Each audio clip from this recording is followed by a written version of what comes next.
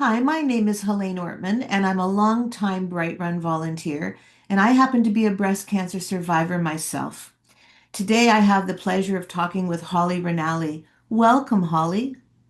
Thank you so much for having me, Helene. Holly, if you're comfortable, could you share a little bit about your personal connection to breast cancer? Yes. So I was diagnosed with breast cancer in January of 2025. So I spent a lot of time at Juravinski, still am. I underwent chemotherapy, surgery, and during that time, I saw a lot of posters, promotional material about the Bright Run, and was wondering what it was about, but I knew I wanted to participate. So in September 2025, myself and my team participated in our first Bright Run event. So it was being there at the Juravinski, seeing some of the posters and some of the advertising materials that let you know about it, and then you took the first step to get yourself involved and to register. Yes, exactly. And my family and I were no strangers to participating in the Run for the Cure. So this was something that we knew we wanted to do. It was very meaningful, especially for this year. So last year you were a first-time team captain, is that right? Yep, that's correct. And the name of your team? Our team was called Running with the Breast. So that's really catchy. How did you come up with that? Yes, I wish I could say that we had a really great story of how we came up with it, but we were coming down to the wire of registering and we really wanted to get the word out there that we were fundraising and participating. So, with the help of ChatGPT and I love a good pun, I love a good play on words, we came up with Running with the Breast. That's great. Who makes up your team? So I would say the majority of our team members were family members. I have a very large family. My husband has a large family. Our friends, our coworkers, they all kind of came together to be the participants of our team. So it was really nice to have our inner circle and our extended family and even some people that just wanted to join to participate and fundraise. It was great to see that.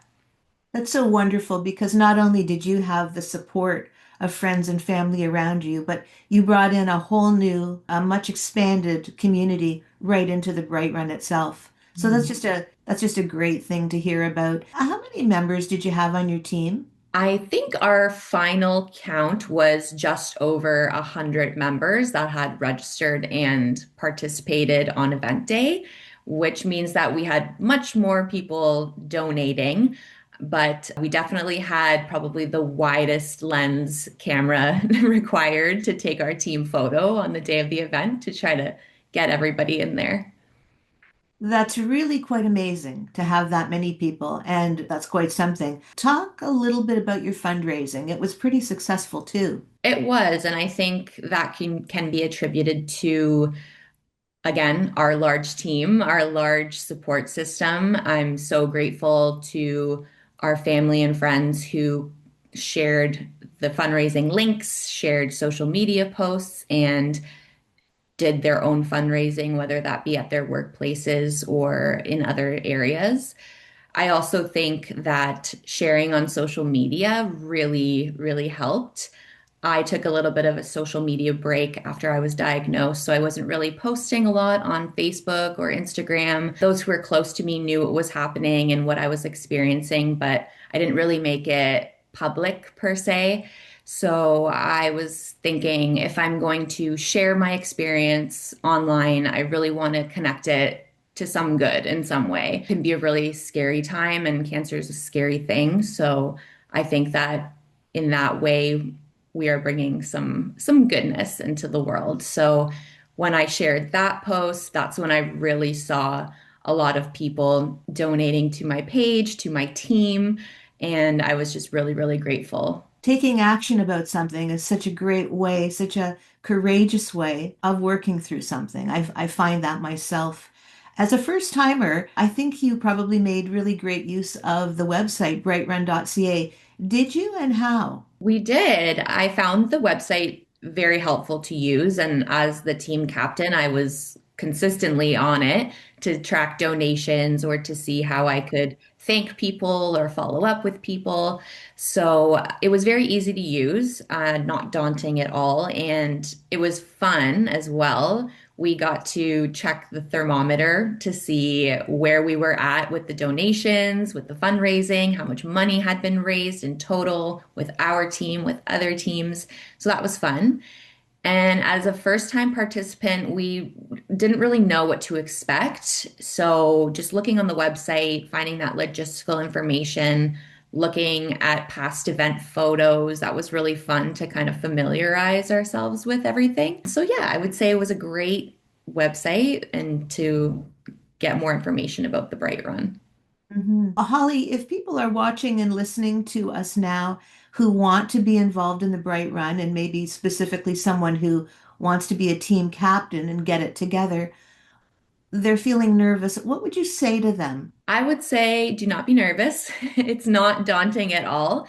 Like I said, the website was great as well as the fundraising page. So as a team captain, I would say it's very user friendly. There's a lot of features on there where you can reach out to members of your team. Guides you on how you can make posts. It gives you information and new ideas. So you're never thinking of anything on your own. Everything is there and available to help you. There were a lot of images and logos, promotional material that I used in a lot of my social media posts, as well as wording. So that was really helpful. So if you're thinking about being a captain, there's nothing to be afraid of. Meeting you as I am for the first time virtually through the screen, I see your warmth and I see your friendliness, also strength and resilience. Tell me, what kinds of characteristics, what talents, contributions do you bring to your team as their leader?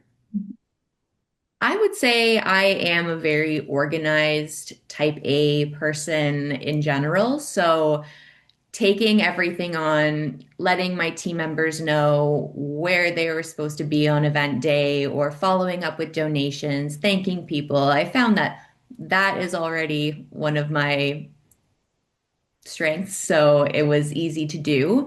But I really feel like a lot of other people on my team, family members, helped out a lot and supported me. So it wasn't just me, it was a joint effort for our team. And I think that's what really brought the success of our team as well. Mhm. We've talked about the numbers on your team. We've talked about your fundraising success, and none of that is to be minimized. It's really an accomplishment. Looking ahead to this year's Bright Run on September the 12th, our 19th annual, by the way, what do you think success will look like, Holly, this year? I think it might look a little bit different for our team because, like I said, the first year I feel like is there's a little bit of a shock value to it. And being 32 at diagnosis, I feel like a lot of people just really wanted to support in any way that they could. So this year, I just really feel like success will be on the day of the event, feeling that celebratory feeling, that positivity, that joyfulness. It is something that can be really scary, but I think that this event makes breast cancer a little more light, and the memorable times at the Bright Run event can really bring success. I couldn't add anything to what you said. You've been so encouraging and so inspirational. And on behalf of the Bright Run community, I just want to thank you, those of us who are already involved and those of us who are thinking about joining us this year. So we'll hope for your continued success, your very, very good health, and we'll see you in September at the Bright Run. Thank you for having me, and we'll see you there. Bye, Holly. Bye.